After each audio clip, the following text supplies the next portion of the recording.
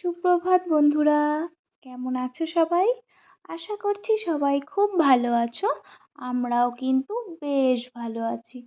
তো নন্দিনীর শব্দকথা চ্যানেলের আরও একটি ভিডিওতে তোমাদের সবাইকে অনেক অনেক ওয়েলকাম আর ভালোবাসা। আশা করছি ভিডিওটি তোমাদের ভালো লাগবে। যদি ভালো লেগে থাকে তাহলে অবশ্যই একটি লাইক এবং কমেন্ট করে আমার পাশে থেকো। তো বন্ধুরা, আজকের বারটি হচ্ছে মঙ্গলবার। এখন বাজছে ঘড়িতে ওই সকাল 6:30টার মতো। এখন থেকেই তোমাদেরকে সাথে নিয়ে আমি আমার আজকের ভিডিওটি শুরু করছি। অনেকদিন যাবৎ আমি তোমাদের সঙ্গে কোনোরকম কোনো ভিডিও শেয়ার করতে পারছি না। মাঝে দু একটা রিলস ভিডিও দিয়েছিলাম, কিন্তু আমার ছেলের একটু অসুস্থতার জন্য কিছুদিন আমি কোনোরকম কোনো ভিডিও শ্যুট করিনি, এবং যাও শ্যুট করেছিলাম সেটা কমপ্লিট করতে পারিনি। জানো তো কী বলো তো, ভীষণ টেনশনের মধ্যে আছি, ভীষণ চিন্তার মধ্যে আছি। জানো তো, একটা সন্তানকে পৃথিবীতে নিয়ে আসার জন্যে একটা মাকে কতটা লড়াই করতে হয়, তার শারীরিক দিক দিয়ে কতটা অবনতি হয়, সেটা আমরা মায়েরা খুব ভালো করেই জানি। আর যখন এত কষ্টের পরেও যখন সেই সন্তানেরই একটু অসুখ বিসুখ হয়, তখনই কিন্তু আমাদের মনটা ভীষণ খারাপ হয়ে যায়। মানে নিজেকে খুব অসহায় মতো লাগে। তো আমার ছেলের একটুখানি সেনসিটিভ একটা শরীর খারাপ হয়েছে, যেটার মানে সার্জারি করতে হবে, সেটা নিয়ে ভীষণ টেনশনে রয়েছি। কোনো রকম কোনো ভিডিও আমার আপলোড করার মানসিকতা নেই এই সময় দাঁড়িয়ে। কিন্তু ওই কার সঙ্গে কথাগুলো বলবো আর কি, আমি তো তোমাদেরকেই আমার বন্ধু হিসেবে জানি, তো ভাবলাম তোমাদের সঙ্গে একটুখানি শেয়ার করি। তো গত এক সপ্তাহ সেই জন্য আমি কোনো রকম কোনো ভিডিও শ্যুট করিনি। তো এই সামনের মঙ্গলবার, সরি, সামনের বৃহস্পতিবার বা শুক্রবার হয়তোবা আমার ছেলের জাস্ট ছোট্ট, বেশি কিছু না, জাস্ট ছোট্ট একটু, এটা মনে করো যে খুব ভীষণ অসুস্থতা বা ভীষণ কিছু ডেঞ্জারাস কিছু তা কিন্তু নয়, একদম ছোট। কিন্তু তবুও মা তো, ছোট হোক আর বড় হোক, সন্তানের কিছু একটু হলে কিন্তু মায়ের মনটা সব থেকে বেশি অশান্ত হয়ে যায়। কি বলবো তোমাদেরকে, মনটা ভীষণ অশান্ত হয়ে আছে, জানো তো। কোনো কিছুতে শান্তি পাচ্ছি না। তো যেহেতু অজ্ঞান করে অপারেশনটা করা হবে, সেই জন্য একটু বেশি ভয় লাগছে। তো তোমার দাদাভাই বা ডাক্তারবাবু দুজনেই বলছে টেনশনের কোনো কারণ নেই, এটা জাস্ট নর্মাল একটা অপারেশন হবে। তো যাই হোক, দেখি, ভগবানের কাছে প্রার্থনা করছি। তোমরাও প্লিজ আমার ছেলের হয়ে ভগবানের কাছে একটুখানি প্রার্থনা করো, যাতে আমার ছেলেটা তাড়াতাড়ি সুস্থ হয়ে ভালো হয়ে বাড়িতে ফিরে আসতে পারে। তো জাস্ট একদিনেই অপারেশনটা হবে, তারপরে আমরা ওকে বাড়িতে নিয়ে চলে আসতে পারবো। তো যতটা পারবো তোমাদের সঙ্গে শেয়ার করার চেষ্টা করব। তো যাই হোক, অনেকটা মনের কথা তোমাদের সঙ্গে শেয়ার করে ফেললাম। আমি খুব একটা কি বলবো আর, কথা শেয়ার করতে পারি না। সেরকম কেউ নেই যে যাকে আমি আমার মনের কথাগুলো একটু খুলে বলবো। তো আমার মনে হলো তোমাদের সঙ্গে একটু শেয়ার করি, সেই জন্য শেয়ার করলাম। তো যাই হোক, দেখো, তোমাদের সঙ্গে কথা বলতে বলতে অনেকটা কাজ আমার কমপ্লিট হয়ে গেছে। সকালের বাসি কাজ সমস্ত সেরে নিয়েছি। সেরে নিয়ে তারপরে বেসিনটাও আজকে একটু পরিষ্কার করেছি। কি, এই যে মন খারাপের জন্য না, কিছুদিন ধরে কাজগুলো আমি ঠিকঠাক মতো করতে পারছিলাম না। তো বেসিনটাও নোংরা হয়েছিল, আর তোমরা তো জানোই আমাদের বেসিনটা সাদা হওয়ায় আরও বেশিই নোংরা হয়েছিল। তো সেটাই করে নিলাম, তারপর পুজো দিয়ে একদম চলে এসেছি রান্নাঘরে। রান্নাঘরে এসে ভাতটা বসিয়ে দিয়েছি। ছেলের তো স্কুল নেই, গরমের জন্য ছুটি পড়েছে স্কুলে, তো অত চাপও নেই। তো দেখো, ভাত বসিয়ে দিয়েছিলাম, ভাতটা হয়ে গেছে। তারপরে এই যে মাছগুলো তোমার দাদাভাই কাটা মাছ নিয়ে এসেছিলো, সেগুলোকে ভালো করে ধুয়ে নুন হলুদ মাখিয়ে ভেজে নিলাম। ভেজে নিয়ে তারপর এদিকে দেখো রান্নাটাও বসিয়ে দিয়েছি। এর মাঝেই কিন্তু আমি আমার ব্রেকফাস্ট করে নিয়েছি, ছেলেকে খাইয়ে দিয়েছি। তোমাদের দাদাভাইও খেয়ে কিন্তু দোকানে চলে গেছে। তারপরে এই যে আমি বসেছি রান্না করতে। আজকে বেশি কিছু রান্না করব না, ওই একটু সবজি দিয়ে পাতলা করে মাছের ঝোল করব, আর মাছের মাথা দিয়ে পাঁচমিশালি একটা সবজির মতো করব। আর কলমি শাক নিয়ে এসেছি, জানি না তোমাদের ওখানে শাকটাকে কী বলে, আমাদের এখানে কলমি শাকই বলে, তো সেটারই ভাজা করব। আর ভাত তো হয়ই। তো এই যে এদিকে চালটা ধুয়ে নিচ্ছি। চালটা ধুয়ে নিয়ে ভাতটাকে বসিয়ে দেবো।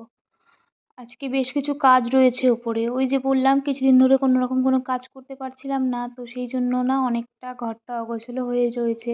তো আস্তে, আস্তে দেখি সেগুলোকে গুছিয়ে রাখার চেষ্টা করব। তো সেই জন্য আজকে তাড়াতাড়ি করে রান্নাবাড়িগুলো কমপ্লিট করে ফেললাম। করে নিয়ে একদম সোজা উপরে চলে যাব। আর ছেলেও বাইরে খেলাধুলো করছে। তো আর যেহেতু তাড়াতাড়ি রান্নাটা কমপ্লিট হয়ে গেল, আর এই যে দেখো এখন রান্নাঘরগুলো কিন্তু ভালো করে পরিষ্কার করে নিচ্ছি। আর রান্নার পরে রান্নাঘর পরিষ্কার না করলে কিন্তু একদমই ভালো লাগে না, তাই না বলো? দেখবে যতই বলি না কেন রান্না করতে করতে কিন্তু রান্নাঘরটা একটু হলেও অপরিষ্কার হবেই। নুন হলুদ একটু পড়বেই, সবজি একটুখানি পড়বেই। তো সেই জন্য কিন্তু রান্নাঘরটা তখনই পরিষ্কার করে রাখলে একদম সুন্দর চকচকে লাগে। তো দেখো রান্নাঘরটা পরিষ্কার হয়ে গেছে, এখন আমি চলে যাব একদম উপরে। এই যে দেখো সোফার পেছনটা মানে বেশ কিছুদিন ধরে ঝাড়ঝাঁটা পরানোর জন্য ভীষণ ঝুল পড়েছে। আর আমার ছেলের যত খেলনা মানে সব ওই সোফার তলে গিয়ে পড়ে, সেটাকে আর বের করা হয় না। আর কি বলতো, সচরাচর কিন্তু যেসব ভারী মনে করো ফার্নিচার হয় সেই সব কিন্তু রোজ সরিয়ে তো মানে পরিষ্কার করা সম্ভব না। তো আমি চেষ্টা করি সপ্তাহে 1 দিন বা 2 দিন ভালো করে সমস্ত ফার্নিচার সরিয়ে পরিষ্কার করার। তো গত 1 সপ্তাহ তো করতে পারিনি। এই জন্য ভীষণ ধুলো পড়েছিল আর ছেলের খেলনাগুলোও ওখানে বেশ অনেকটা খেলনা ছিল।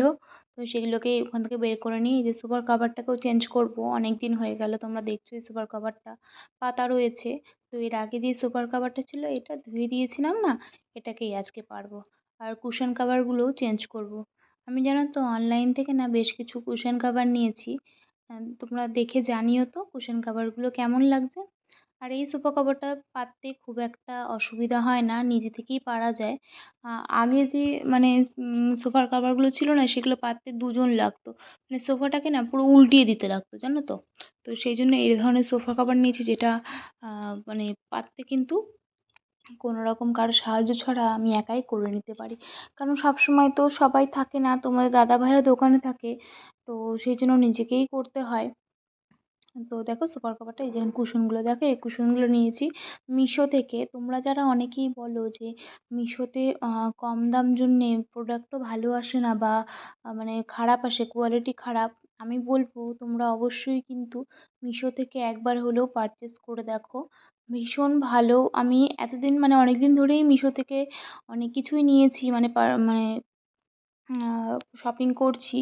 তো সেরকম কোনো কিছু কিন্তু আমি খারাপ এখনো পর্যন্ত পাইনি, সে কম দামি হোক আর বেশি দামিই হোক। তো যাই হোক কুশন কাভারগুলো একদম কটন ম্যাটেরিয়ালের মধ্যে রয়েছে। আর এই গামছা প্যাটার্নের কুশনগুলো না আমি একজন দিদিভাইয়ের ভিডিওতে দেখেছিলাম। কী যেন নাম দিদিভাইটা, যাতে যাই হোক এখন মনে পড়ছে না। তো তবে থেকেই আমার ইচ্ছে ছিল যে আমি এই কুশন কাভারগুলো নেবো। তো মিশোতে অনেক সার্চ করে কিন্তু আমি এগুলো পেয়ে গেছি একদম আমার মনের মতো। দেখো তো তোমাদের পছন্দ হয় কি না। আর তোমরা যদি এই কুশনগুলো নিতে চাও আমাকে জানিও কমেন্টে। আমি কিন্তু অবশ্যই তোমাদেরকে ভিডিও মানে পরবর্তী ভিডিওতে লিঙ্ক দিয়ে দেবো। তো দেখো কেমন লাগছে সোফাটাকে, নিউ একটা লুক। তো এই যে এখন সোফার যে আগের যে কভারগুলো ছিল সেগুলোকে সব নিয়ে আমি সাইডে রেখে দিলাম ধোয়ার জন্য। কালকে ধুয়ে দেবো, আজকে আর তো ধুতে পারবো না, কারণ আজকে ধুলে না আর কি বলতো মানে ধুলে আপাতত এখন কিছুদিন হলো জামা কাপড়গুলো ঠিকঠাক মতো ধুতে পারছি না। কেন বলো তো, আসলে আমাদের ছাদে না ওই যে ছাদের উপর যে মানে এই টিন দেওয়া হয় না, যে টিনগুলো যে দেওয়া হয় ঘর একটু মানে দোতলা তো ঘরটা অনেকটা গরম। তো আমার শ্বশুরমশাই সেই জন্য ছাদে টিন লাগিয়ে দিচ্ছে, এটা সমস্তটাই শ্বশুরমশাইয়ের খরচা। তো সেই জন্য এখন মিস্ত্রিগুলো মানে ছাদের ওপর কাজ করছে। তো সেইভাবে তো ছাদে যেতে পারি না সব সময়। তো সেই জন্য না ওই ব্যালকনিতে বা এখানে ওখানেই জামা কাপড়গুলো একটু একটু করে মেলে দিয়ে শুকিয়ে নিচ্ছি। তো দেখো আজকে এই ঘরে বেডশিটটাও চেঞ্জ করে নিলাম। আর দেখলেই তো সকালে ছেলে পড়াশোনা করে উঠেছে কেমন অগোছালো হয়েছিল।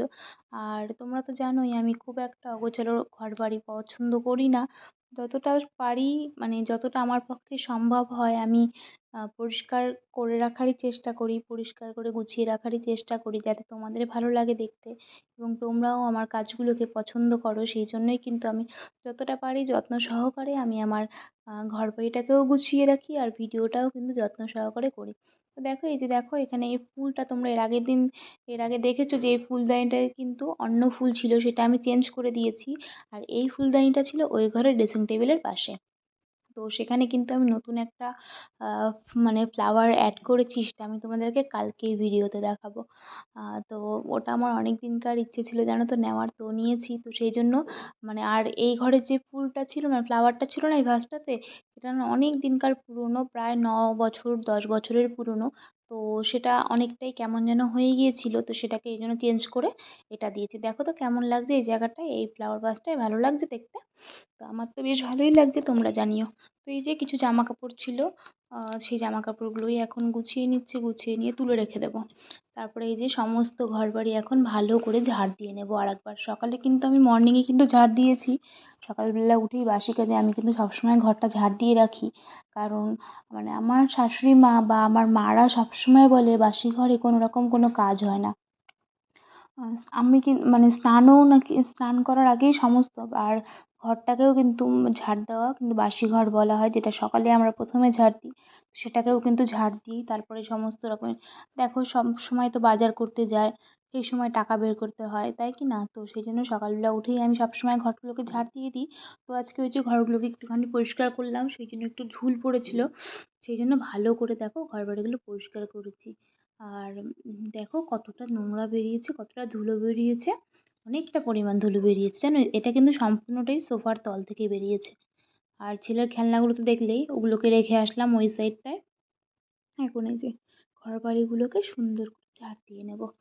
আর কি বলতো বন্ধুরা, দেখবে মানে মন খারাপ থাকুক আর যাই থাকুক, নিজের ঘরের মধ্যে এসে যে শান্তিটা, সেটা কিন্তু অন্য কোথাও পাওয়া যায় না। তো সবসময় ওই জন্য ঘরবাড়িগুলোকে পরিষ্কার রাখলে ঘরটাকে কিন্তু আলাদাই শান্তি লাগে।